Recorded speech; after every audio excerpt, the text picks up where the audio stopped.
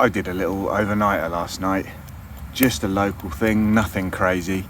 And this morning I'm doing this video in response to a few people in the past who've asked me about my packing lists. Now I'll caveat this with my normal caveat, which is that I don't really know what I'm talking about. Don't listen to me too hard.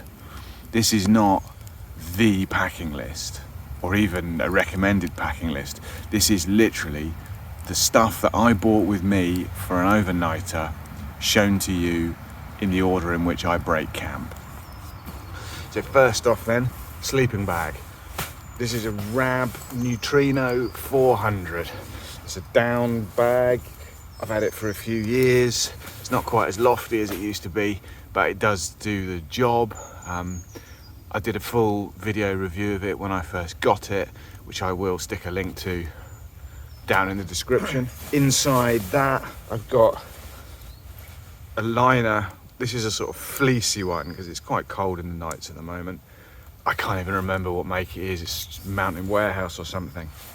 And these two both get fisted down into the guts of my Revelate Designs Sweet Roll bar roll.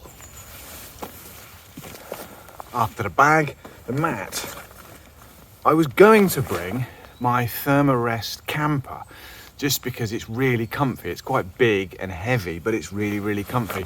But weirdly, I couldn't find it. I don't know what I've done with it. So I was on the Skypad, which is, it's made by Climate, but it's made specifically for tree tents. So it's a tensile kind of co-branded thing. It packs down quite small, and it's all right, to be honest. Last night, I think I could have done with something a little bit warmer. I could feel the cold leaching out of my buttocks when I was lying on the hard ground. So it's probably not a winter pad, but it's all right. Did the job, kept me alive. This also goes into the sweet roll on top of the bag. Also into the sweet roll goes my pillow. This is one of those, it's just a stuff sack, but it's sort of flocked on the inside, so you can stick some clothes in it, turn it inside out, and use it as a pillow. I think is it Sea to Summit? Can't remember. It's really good. I really like it. I don't even use it as a stuff sack. I just bring it as a very small packable pillow. So this just gets folded up and goes in next to the pad. And the last thing that goes into the sweet roll is camp clothes. So in this case, I didn't really bring any spare clothes. I just bought this additional hoodie, which I was wearing around the fire. I think this is it's a Patagonia, I think it might be an R1. It's really good, really, really comfy, really nice and warm, and packs down fairly small. So I'm gonna get that in and then we can seal up the sweet roll.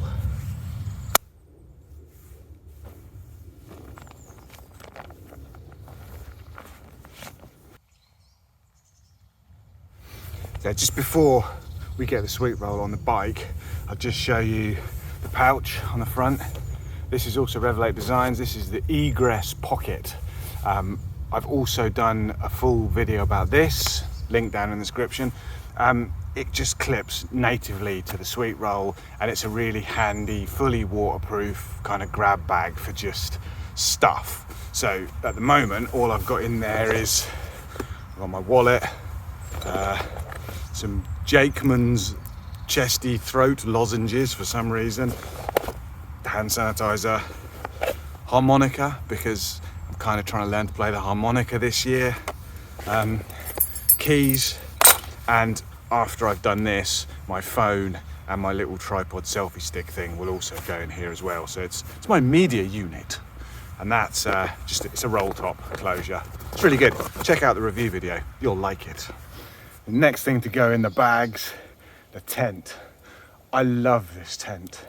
This is my favourite piece of bikepacking camping gear, and quite possibly one of my favourite things that I own.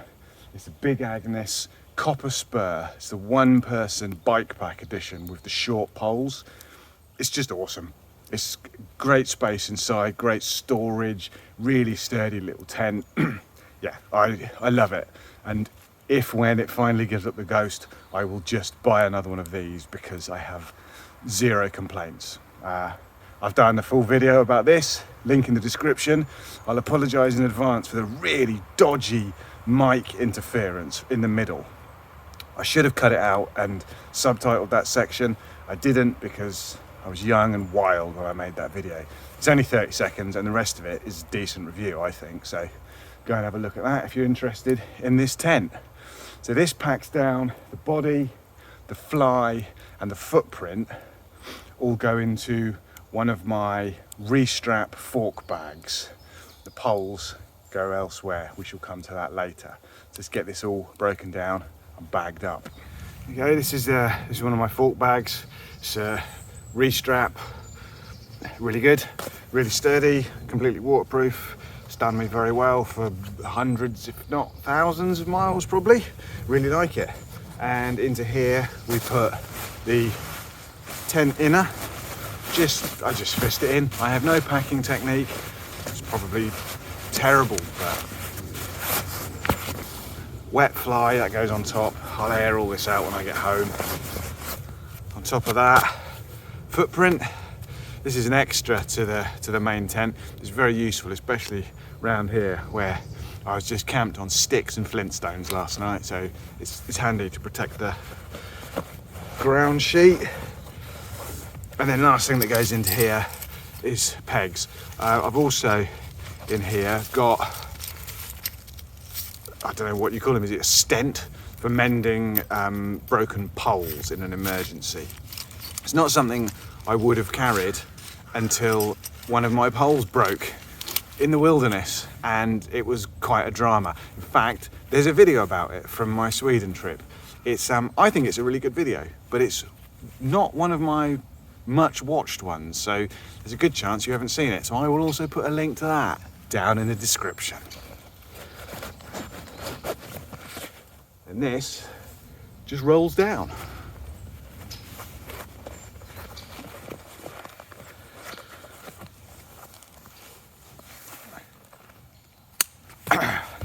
Boom. Into the other fork bag, also a Restrap, goes basically food and kitchen stuff. So I've got, this is my pot, it's an MSR something or other. I think it's about 750 mil. So into that I put my stove, little Trangia alcohol job, that goes in along with spoon, one of my own creations, lighter, I've got a little ferro rod which I didn't even know was in there, to be honest, and my coffee dripper. This is a Sea to Summit X Brew, I think, which is brilliant. This is my everyday coffee filter. I use this at home as well. It's really good. That all goes in the pan, which fits very nicely into the bottom of the fork bag. Perfect fit. On top of that would have been food mostly, but obviously I ate all that last night. So what did I have? Pouch of rice, stock cube, tin of fish, apple, bag of oats for porridge this morning, hunk of bread. You know, I didn't really plan it. I just brought what I had with me in the fridge. So there isn't quite as much going back into this as there was on the way out.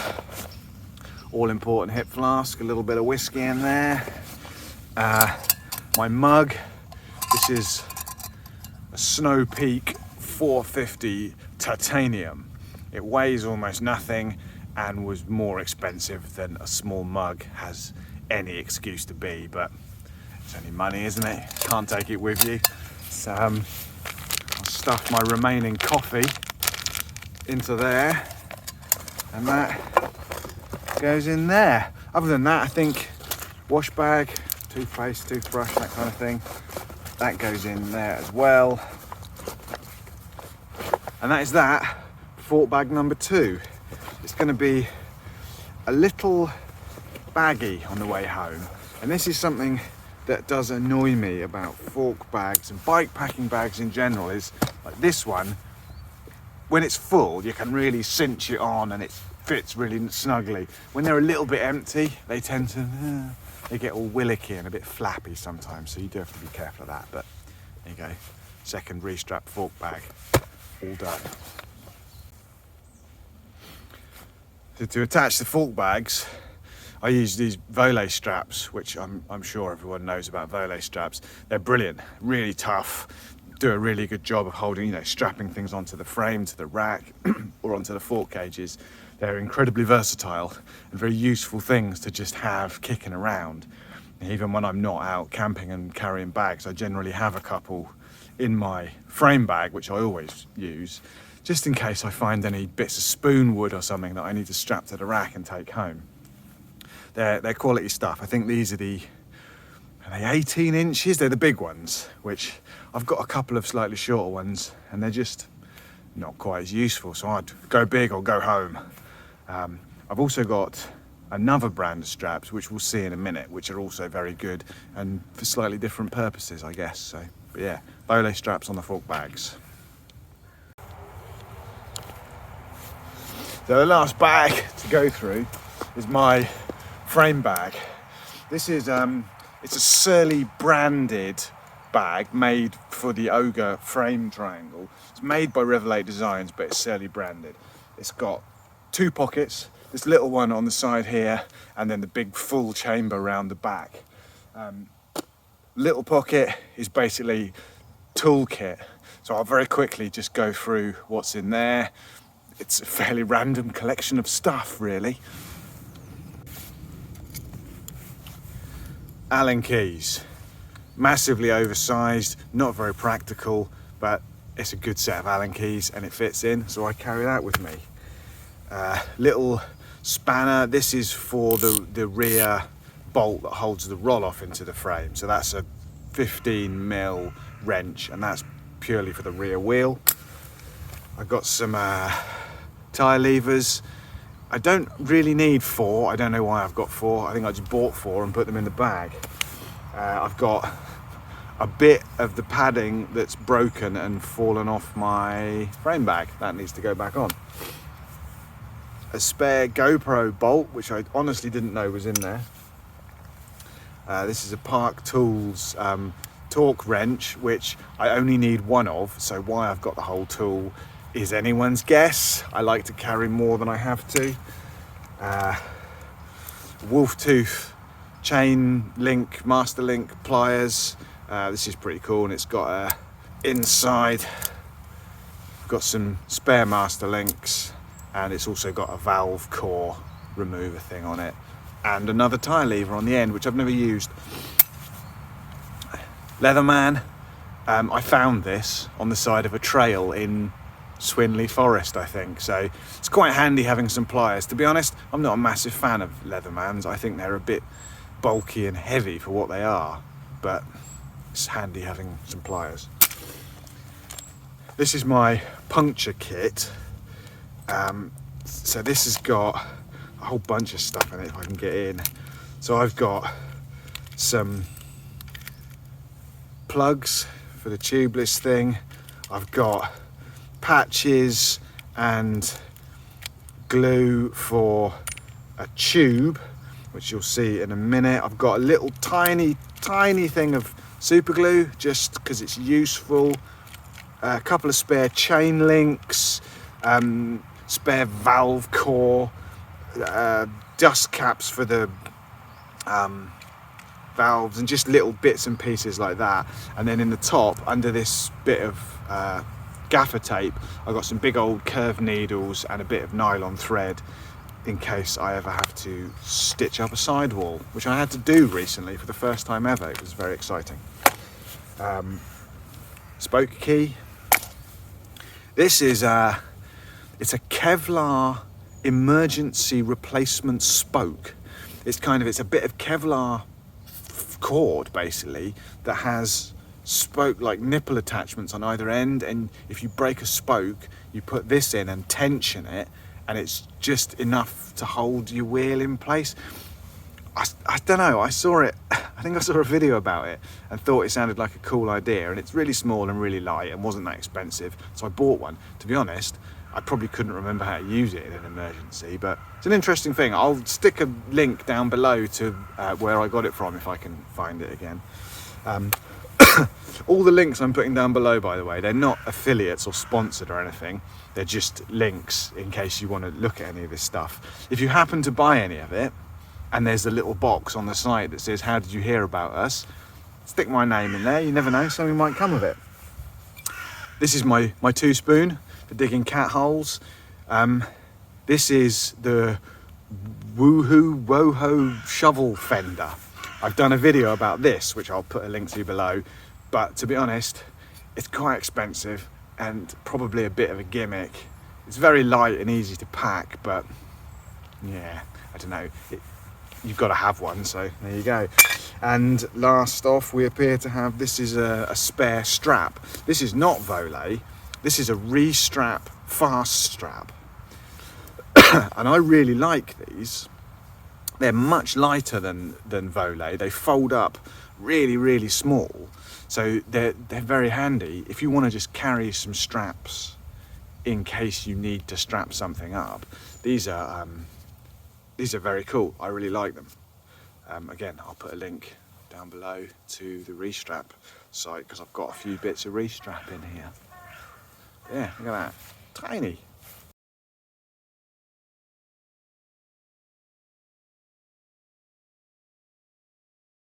When I was doing this bit about tools, I forgot something. So I've just paused my Sunday ride a week later to show you my secret toolkit. This is the Encase. It's made by Wolftooth, and it's basically just these plastic sleeves that extend into your bar tubes from the end caps. And this is cool, but I've always kept stuff in my bar tubes, you know, chain pins, chain links, puncture kit and stuff, just tied to the end cap. So this is just an easier way of doing that, and you can buy these sleeves separately, I think. I'll put links down below.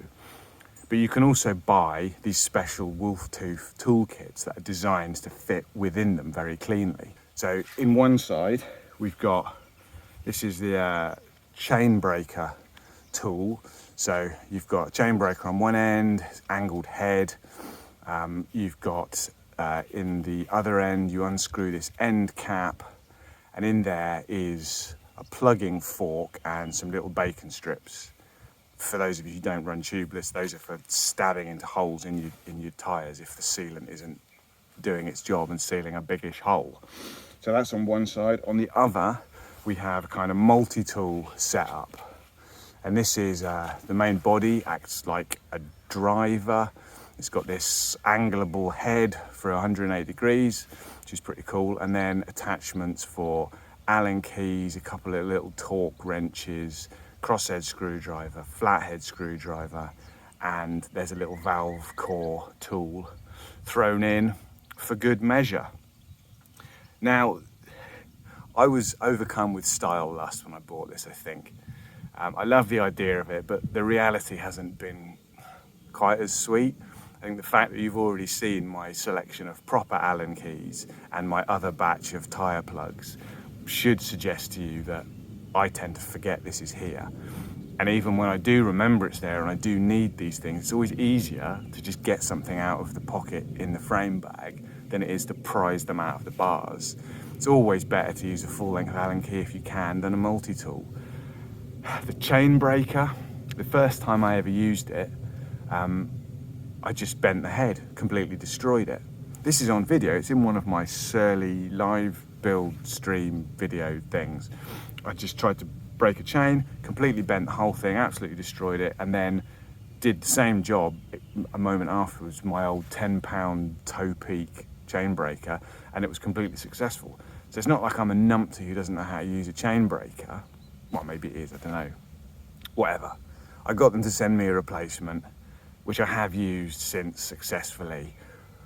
But in all honesty, I think there are probably cheaper, lighter and more usable ways of having all of these tools in your kit than this. I recommend the little sleevey tube things. They're cool, they're handy, but the actual toolkits themselves, I probably wouldn't buy them again, I don't think. Anyway, that's that is the last thing. Now back to the main feature. Thank you.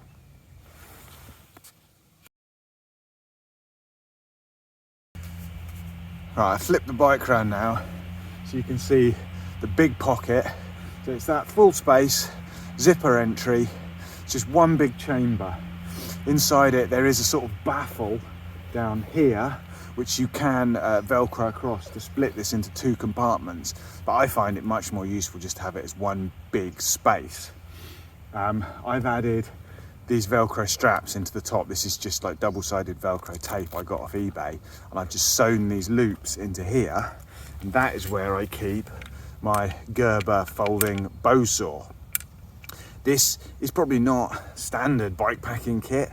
I carry it mostly in case I find any bits of fallen timber that I think might make good spoons, then I can saw them up. So this comes with me on most rides, and it just Velcros up into those straps at the top.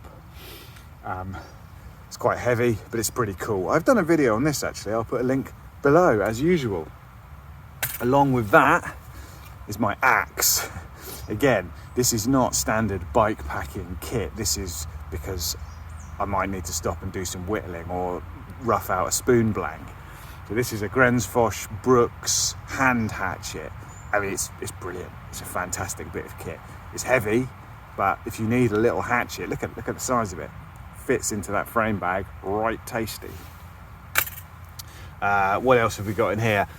Spare tube, just in case something catastrophic happens and I need to put a tube in. On big mega rides, I might even carry two of these, I don't know, but at the moment I've only got one. My pump, this is a Lesine, I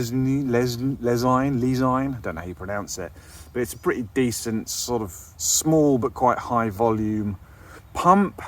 It's wrapped with, I've got Gorilla Tape and gaffer tape all wrapped around it, a few lengths of that just because it's useful to have, and underneath one of those is a good few feet of sort of nylon fishing line, which I can use if I need to stitch up the tyres, same as in my patch kit.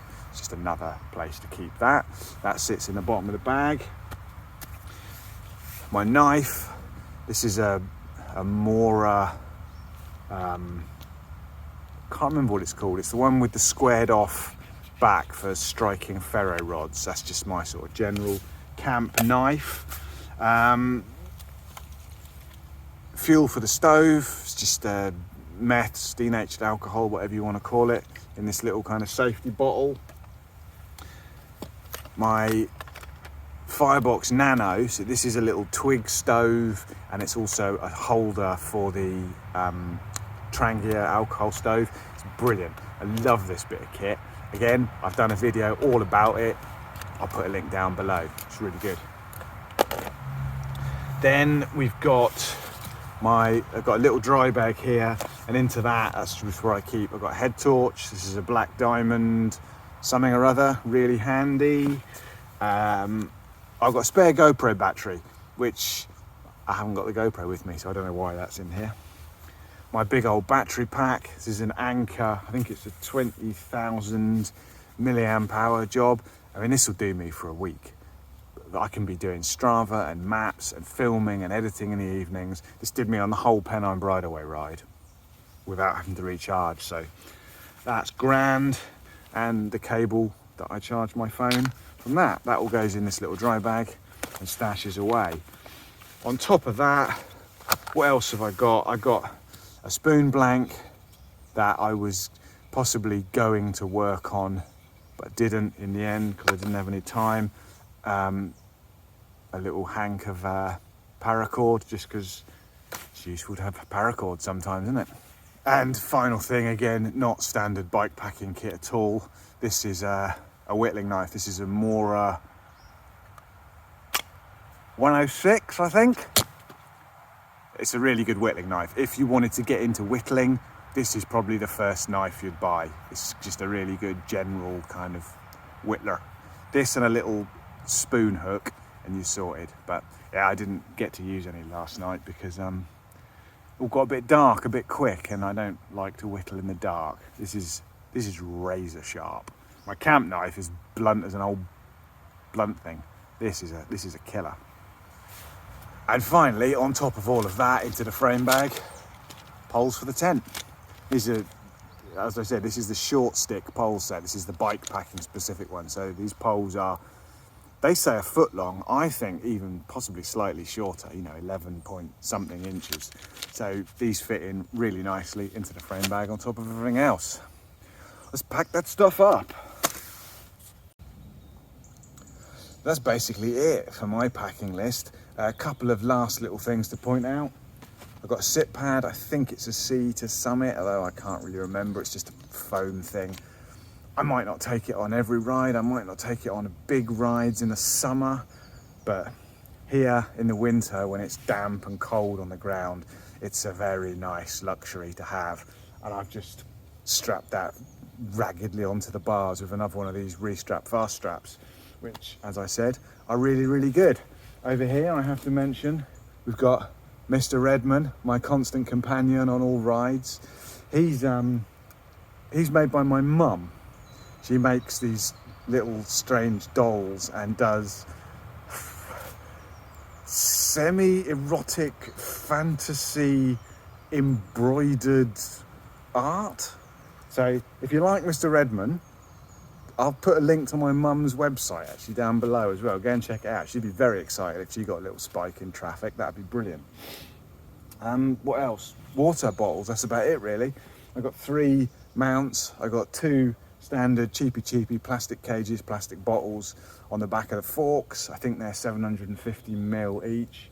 And then on the bottom, I've got a clean canteen. It's just over a litre. And that's in a, what's the cage? I think it's called a Mojave. It's possibly by, is it a Velo Orange Mojave? I can't remember. I'll find out and I'll put a link down below. And that is that. That is my overnighter rig. There it is, look, what a beauty. It's probably more than some people carry and less than others. You know, if I was going on a bigger ride, the only addition to this really would be I'd have 2 little panniers on the back, which would be mostly spare clothes and clothes for different weather conditions and food. You know, if I go on big long rides, I try to stay out of towns if I can. So generally I'll carry food for maybe 3 days, sort of thing, which is a pannier full. So that adds probably doubles the weight of this just in food, but it is what it is. Oh, I suppose on a longer ride, I'll take my water filtering as well, a little Sawyer squeeze and a, you know, collection bag and all that kind of stuff. But that doesn't come on overnighters for obvious reasons. So yeah, that's that really. I wouldn't say it's my overnighter list. It's what I brought on this particular overnighter. So yeah, lots of links down below. Feel free to ask questions if you have them, and I'll answer if I have answers. I often don't. Beyond that, I'm going to head off now, get myself home. Nice ride in the sunshine by the looks of it, although it's a bit cold still, bit fingery. It's January. Yeah, all good stuff. If you've enjoyed this and got to the end, go check out the Ko-fi page. You know, that's doing really well. This channel in general is doing really well. I'm hovering on 4,000 subscribers as I film this.